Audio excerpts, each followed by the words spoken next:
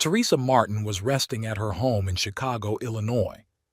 It was around 4 in the morning when her phone rang, the glow of the screen showing her daughter Kenneka's name.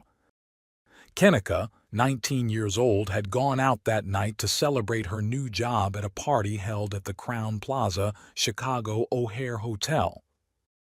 Feeling uneasy, Teresa answered the call, sensing that something wasn't right.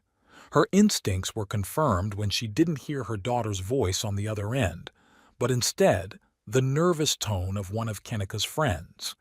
The friend asked if Kenneka had made it home. Teresa's heart skipped a beat. If Kenneka wasn't with her friends and hadn't returned home, where could she be?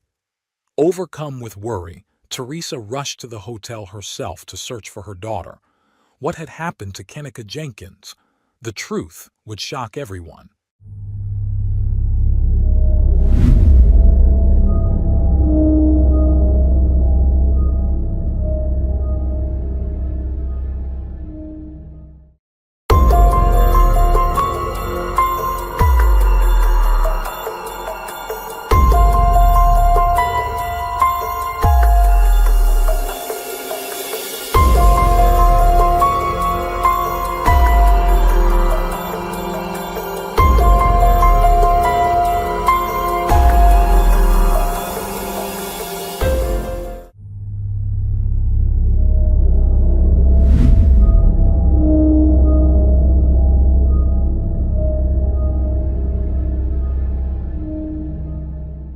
It all started on September 8, 2017, when Kenneka received the exciting news that she had secured a job at a nursing home. Eager to share her joy, she told her friends, who quickly convinced her that such news deserved a celebration. That evening, Kenneka borrowed her mother's car and left the house around 11:30 p.m. to attend a private party organized by her friends at the Crowne Plaza Chicago O'Hare Hotel near Rosemont, about a 50-minute drive from her home. The party was in room 126, and Kenneka arrived with her friends at 1:13 a.m. on Saturday. The atmosphere was lively, with loud music, alcohol, and a room filled with young people. Kenneka greeted her friends, who congratulated her on her new job. However, one of her friends sensed something wasn't quite right. Kenneka, who usually didn't drink alcohol, was swaying and acting strangely as she hugged her friends. Though the odd behavior stood out, no one made much of it since many were intoxicated. The night continued without incident, and Kenneka danced with her friends, refusing to partake in any of the drugs or marijuana being passed around. Still, her friends noticed that she didn't seem herself, behaving in a way that was very different from her usual lively demeanor. Normally, she loved to dance with passion, but that night, her movements were slow and unenthusiastic. She eventually sat down, her expression filled with sadness. As time passed, her friends decided it was time to leave. They left the room around 2:30 a.m., but as they were heading out, Kenneka stopped abruptly. She checked her pockets and realized she had left her phone in the room. Her friends went back to retrieve it, but when they returned, Kenneka was gone. The hotel hallway was eerily empty, dark and silent, like a scene from a horror movie. They searched everywhere, but it seemed as if Kenneka had vanished without a trace. Over an hour passed before they decided to call Teresa, Kenneka's mother, using her phone. They explained that they hadn't seen Kenneka since leaving the party, immediately sending Teresa into panic. Teresa contacted the hotel, but the staff seemed dismissive, assuming Kenneka was just another rebellious teen who would show up eventually. Desperate, Teresa arrived at the hotel around 5:30 a.m., only to face her first hurdle. The hotel refused to release surveillance footage without a formal police report. At 7:14 a.m., Teresa called the Rosemont Public Safety Department, but they advised her to wait a few more hours before filing a missing person report, suggesting that young people often return on their own. Frustrated and knowing something was terribly wrong, Teresa couldn't believe how lightly the situation was being handled. Hours went by with no sign of Kenneka. It wasn't until 12:46 p.m. on Saturday that her family were able to officially file a police report. Only then did hotel management notify their staff of Kenneka's disappearance, around 1:04 p.m. Teresa returned to the hotel by 6 p.m., determined not to waste any more time. They began knocking on every door in the hotel, asking guests if they had seen Kenneka.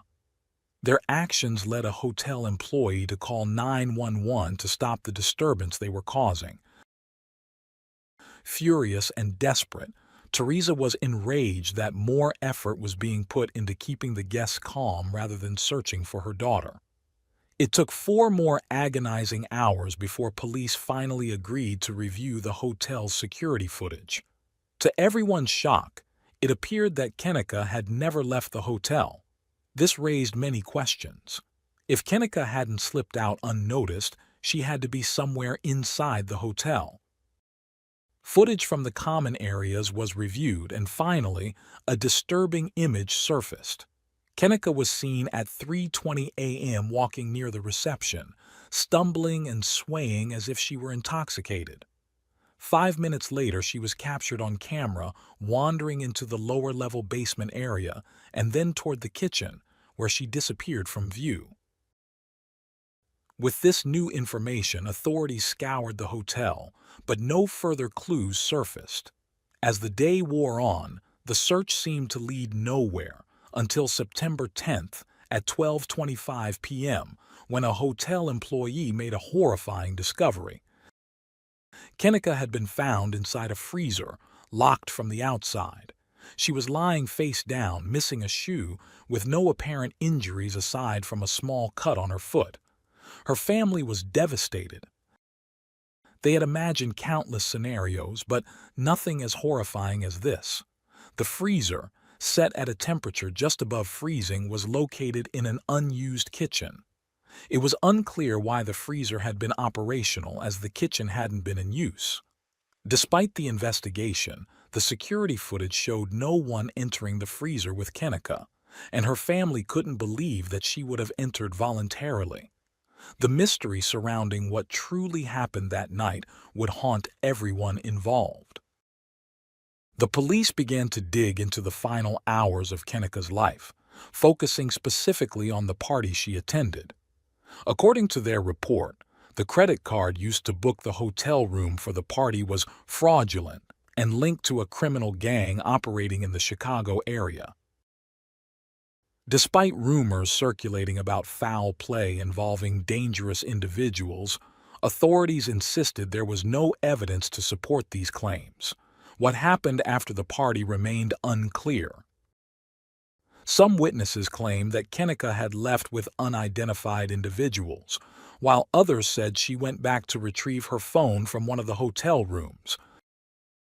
A month after her tragic death, the coroner's report concluded that Kenneka's death was accidental, caused by hypothermia due to the freezing temperatures in the hotel's walk-in freezer. Alcohol and a medication called topiramate were also found in her system. The combination of these substances may have amplified the effects of both, leading to hypothermia more quickly. Although topiramate is typically prescribed for epilepsy or migraines, Kenneka had never been prescribed this medication. There was also swelling in her brain, though this was not linked to the cause of her death.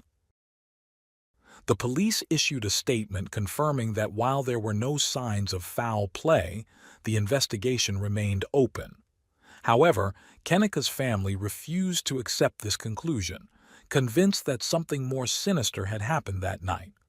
They believed someone had harmed her, and they were frustrated by what they perceived as the police's reluctance to fully investigate the matter. The city of Chicago was shaken by the news of Kenneka's death.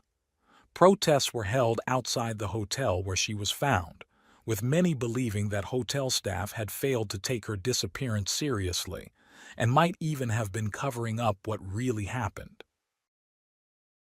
Online, theories about the case spread like wildfire. People questioned how Kenneka, who had barely been able to walk straight in the hotel hallway, could have had the strength to open the heavy freezer door. Further details from the forensic analysis only fueled speculation. Multiple bruises were found on Kenneka's body, raising questions about how she sustained them. If, as the official theory suggested, she had entered the freezer on her own, why was her body covered in bruises? Many people believe that Kenneka had fought for her life, trying to escape her fate in that cold, locked freezer. Adding to the mystery was a video Kenneka had posted earlier in the evening, showing her smiling and enjoying the night with a friend. Later, she posted a Facebook Live video from the party where she could be heard laughing and even jokingly saying, "Help me, help me." What started as harmless fun in the video turned into a chilling moment that would be viewed by over 4 million people, sparking a new theory on the internet. In the hours after her friends left her, the hotel security cameras captured Kenneka walking around with an unidentified group. She had told her friends she was heading to her car, but the footage showed her inside the hotel instead. Why had she lied? After this mysterious interaction, Kenneka disappeared from view for several hours, only to reappear on camera at 3:27 a.m., visibly disoriented and struggling to move. At that point, she could barely walk, relying on the walls and furniture to steady herself. Questions started swirling. Had she consumed something other than alcohol? Her friends and family knew Kenneka rarely drank, as she had a low tolerance for alcohol. Was she forced to drink, or had she been drugged without her knowledge? Another theory emerged, that one of the boys at the party had been infatuated with Kenneka, but she didn't reciprocate his feelings. This idea was strengthened by a live video recorded by one of her friends during the party. Some viewers claimed that if you looked closely, you could see Kenneka being assaulted by a group of boys on a bed in the background. According to this theory, the assault led to her death, and her body was placed in the freezer to cover up the crime. While no concrete evidence supported these claims, the mysterious and heartbreaking circumstances of Kenneka's death left many questions unanswered and fueled widespread debate about what truly happened that night. On social media, various theories emerged about what happened to Kenneka, including accusations against specific individuals. Among the rumors, some speculated that her friends had betrayed her for money, leading to an unfortunate series of events that ended in her death. It was even suggested that the hotel itself may have played a role in covering up the incident. Faced with these allegations, Kenneka's friends deactivated their Facebook pages due to the intense online backlash.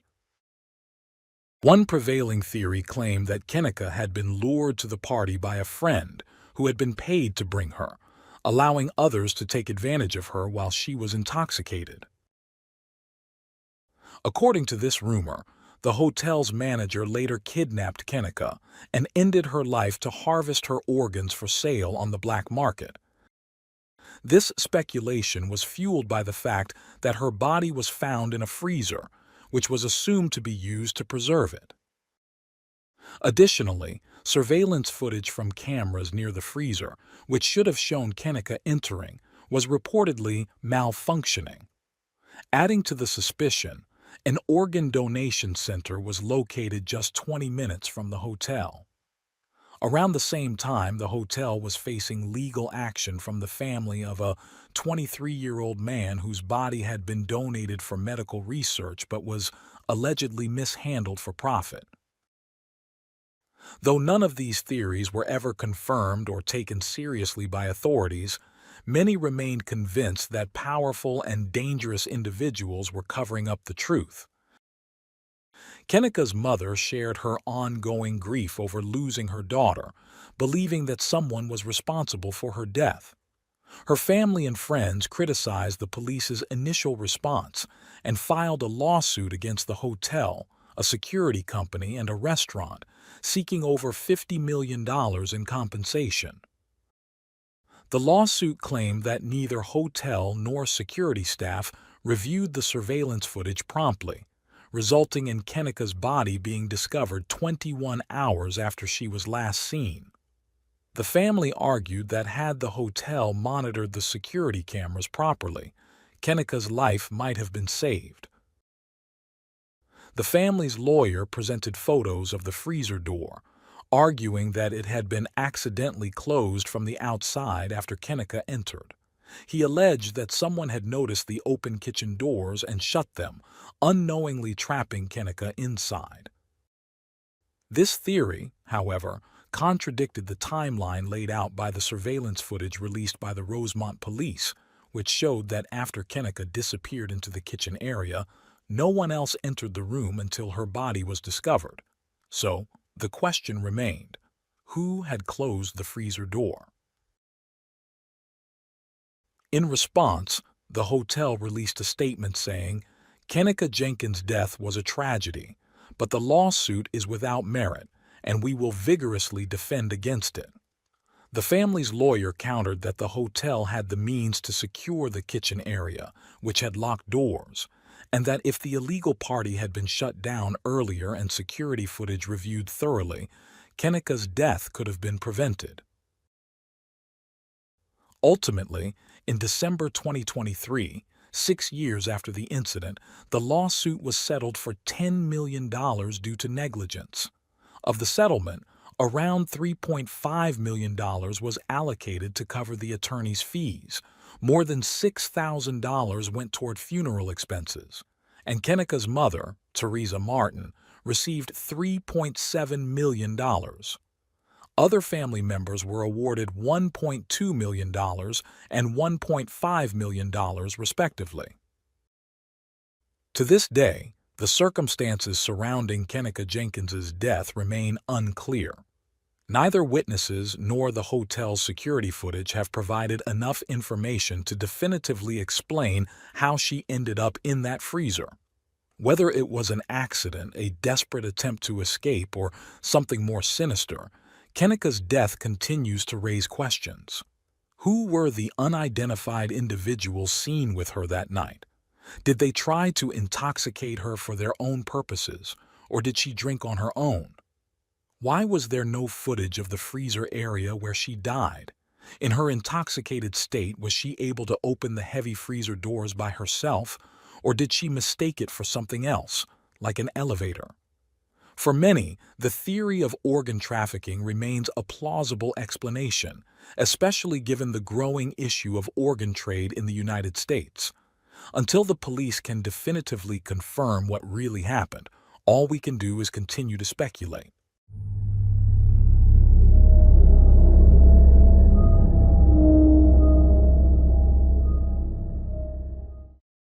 Thanks for tuning in to Unreal True Crime. If you're intrigued by mysteries from around the world, check out our new channel, Latin Crimes, where we dive into the gripping true crime stories of Latin America. Don't miss out. Subscribe now for more thrilling investigations.